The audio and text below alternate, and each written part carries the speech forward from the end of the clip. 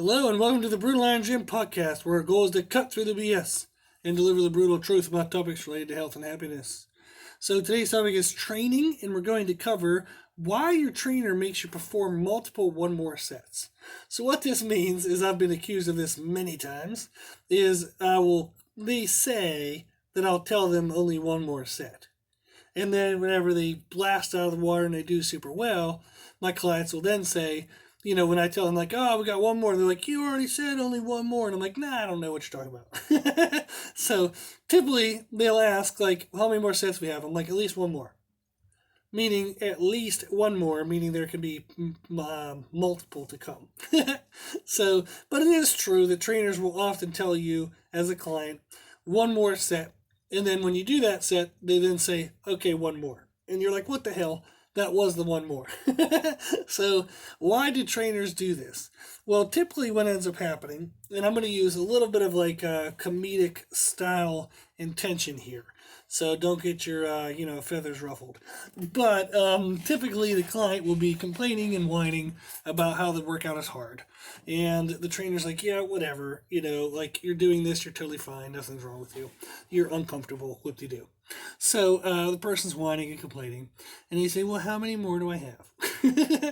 And the trainer will say, okay, one more set. The client then becomes freaking like Rocky Balboa and crushes their final set as if they're lifting feathers. So in the trainer's mind, they're thinking to themselves, it's like, okay, well, what the hell? Here you are whining, moving like molasses. And then all of a sudden you come out like you're a freaking Olympic athlete. So what can be the challenge of that? Like, why a trainer has to give you one more set beyond that is because if you were kind of like dogging it, and all of a sudden, at the end, you're able to crush the effort with your current body. Meaning that your current body was able to meet the demand of the last set, then your current body won't change. So when we train and we try to make force our body basically to make adjustments to our training, adaptations to our training, we want to present our body a stimulus. The body have to go, holy shit, I need to get better at that stimulus. So if your training provides it with like a strength stimulus, you get stronger. With a muscle building stimulus, and assuming you have proper nutrition, you get bigger muscles. With a muscle damage stimulus and proper nutrition in terms of controlled calories, you get kind of that leaner, kind of like toned, quote unquote, physique that people want. If you do an endurance stimulus, then you get an endurance adaptation. So, you only get those adaptations if the current body feels like it's inadequate to meet the stress that was placed on it. So if your current body is strong enough to do what you ask it to do, then it will not need to get stronger. It won't put in the effort and the workload to get stronger. If your current body has enough muscle size to handle the weight and volume that you put onto it, then it will not create more muscle size. So you have to create a stimulus above what your current body can handle. That's the only way your body is then going to be forced to make adaptations. So, when you're dogging it on your final set, quote unquote, and then the trainer says, okay, well, we got one more to go, and you're like, what the hell, why? Is because you were being a lazy ass, and you probably weren't working hard enough in the first couple sets. Okay, so, but in reality, that's actually what the trainer's looking for, is they're trying to make sure that your current body has an exhausted state to it, and you got uncomfortable enough to force an adaptation. And if it didn't happen with that final set, then they're going to add another one because they care about you and they want you to get the best results possible. Now, I am obviously very biased to the trainer's point of view, but that gives you an idea of what we're thinking. So, our current body must be challenged if we want to make a new body. But we have to do that challenge safely. So, how do we do that? What is a significant enough of a challenge to make the changes that we need? Well, what you're really looking for is, while you're performing the efforts, okay, while you're kind of like going through the exercise, that there's enough of a struggle that you can still maintain safe form, but you reach muscular failure or extreme muscle stress. So We don't want joint stress. We don't want potential injury.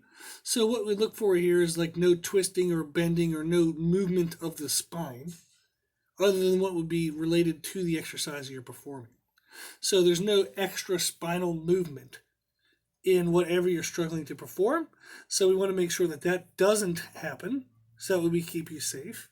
And we don't want any kind of joint movements where like a person's knees cave in and all of a sudden they're putting uneven stress through their knee. We don't want their upper back rounding over and putting their lower back at risk for injury. So we don't want to put the joints in potential harm, but you do have to work towards muscular failure. So how do you define this for yourself? Or if you're a trainer listening to this, how do you get your clients to push to this level? Well, one of the best things to do is put yourself or a client in a machine. Something that's guided, something that only can move one way, and then you're going to ask them to move it until they can't move anymore. Okay? So that's going to be the goal. Get them in, like for example, a leg extension. Have them hold on to the handle and have them do leg extensions so their legs can't raise. So put a weight on. Maybe they typically only do it for 12. All of a sudden they're doing it for like 18 or 20. Then that shows you've been dogging it and you haven't been pushing as hard as you can.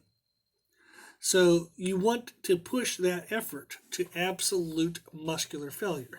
Now, why do we pick a balanced machine? Is because it won't promote the person to move their spine or joints in any way. So, for example, in a leg extension, there's really no need for them to wiggle. There's no need for them to change the positioning of their spine. They're not going to have their knees buckle in or out. So, really, there's no joint movement. It's only going to be muscular stress, and that's a great way to really challenge the person or challenge yourself and say, okay, if I do this weight normally for a set of like say 10 or 15 or 20, how many can I really do? So say you normally do 100 pounds for 10 reps, and this time you do 100 pounds for 14 reps. Well, that shows you that you've been missing out on 4 reps per set every single time you've done that exercise for 100 pounds with 10 reps. And 4 reps add up here and there, set after set, workout after workout, week after week. Within a year, you can miss 2 to 3 months worth of actual progress. So I've actually calculated this, by the way, where even just something as a few missed reps here or there in a workout, within a year can result to like 2 to 3 months worth of missed results. So this is quite significant, and it's a great way, okay, putting yourself in an isolated machine and then going to muscular failure. It's a great way of kind of defining what is the right degree of uncomfortable. So typically when most people work out, they know they have to get uncomfortable. However, they only ever go to a comfortable level of uncomfortable or a familiar level of uncomfortable. Very rarely do people naturally take themselves to a truly uncomfortable. Why? Because it's kind of like genetically protected, like in us, to protect ourselves. So it's not a normal thing to try to hurt yourself in a sense of putting yourself at risk. Now we know in exercises, if we control joint positioning and spinal stress, that we're not really going to put ourselves at risk for a major injury, but that our body doesn't know that. It just knows a perceived failed effort has some risk potential to it. So the body often will downregulate or kind of hold back in some way. So we're trying to shut that off. We're trying to recognize that our body is going to have the desire to do that, but we have to always work around that and work through it. So we have to get used to being uncomfortable and being at a degree of uncomfortable that'll cause the body to have to adapt to it. So that's one of the ways you can kind of test yourself on exercises is say, okay, if my life depended on it, could I get an extra rep or two out of this weight in the normal reps that I typically do? So ask yourself in your next workout to do an extra rep on everything. So if you normally do sets of 10, do sets of 11. If you normally do sets of 20, do sets of 21. See if you can challenge yourself to do one extra rep. And you'll be amazed. You'll actually be able to do it 99.9% of the time. Okay? And that's going to show you that there is a level of effort above what you've been giving, and that can be the difference of why you may not be getting all the results you want, or maybe you're getting great results, but you could get more. So this is a great way to test that, okay? So, if your trainer asks you to do extra one more sets, take that as a compliment that you're doing so well, but then also as a gut check to say, okay, am I just being a baby about this? And every time he asks me to do one more, all of a sudden I use all the energy that I've been trying to protect and save. Don't protect energy. Just try your freaking best every single set.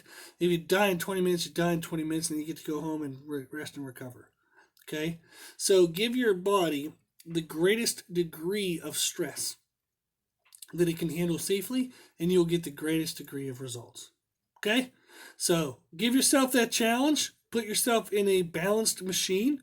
Okay, whether that's an overhead press machine, chest press machine, back row machine, leg extension, leg curl, like we said, something that's balancing for you so you can protect your joints and spine. And then just freaking go nuts on it. Okay? So keep your pacing correct. Don't go 1,000 miles an hour, please. But try to really test yourself and push yourself on stuff. Like I said, something you can do is do an extra rep every workout. But try in some way to test yourself and say, am I training to a new degree of uncomfortable so I can get a new body? Cool. Okay, if you'd like a program, we have written programs for this before. So if you'd like a program specific to your needs, the equipment you have available, or anything like that, please reach out to us. Our email is brutalironGym@gmail.com, and we'll help you. We'll help you figure out how to test yourself and truly push yourself to the limits. Cool. Okay, so if you like the podcast, please share these podcasts with friends and family. The more people we can share it with, the more information we spread, and the happier the world will get. So please, please, please share the podcast in some way, if you don't mind. Also, if you like this information, you can find more from us on Instagram, Facebook, and Twitter at Brutal Iron Gym. And if you have any questions, feedback, or suggestions, we'd love to hear from you. The podcast is for you, so we want to know what you want to learn about. You can tell us our email at brutalironGym@gmail.com. As always, I hope this was helpful, and thank you for listening. And thank you for watching.